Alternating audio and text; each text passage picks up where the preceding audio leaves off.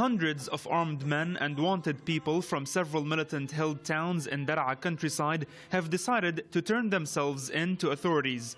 They have come to express loyalty to the Syrian government after putting down arms. They said they are looking forward to the end of conflict in their hometowns. I came to reconcile and settle my situation.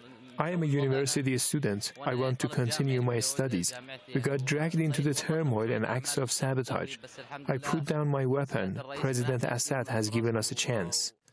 On February 21st, Dara'a elders launched an initiative for reconciliation in and around the city. Head of the Reconciliation Committee said President Bashar al-Assad granted full amnesty to the Syrian armed men who turned themselves in.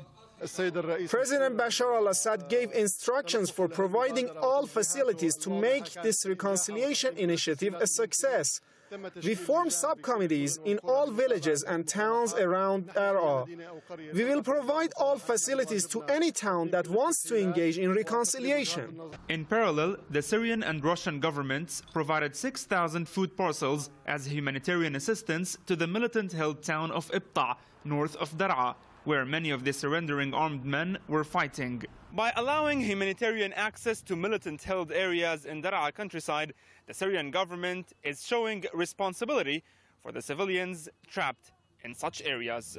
Over 1,200 armed men from Dara'a countryside turned themselves in. They pledged not to carry weapons or undermine security of the country. Nevertheless, there are still armed men who are against reconciliation in Dara'a.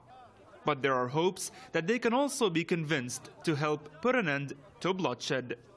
Muhammad Ali, Press TV, Dara'a.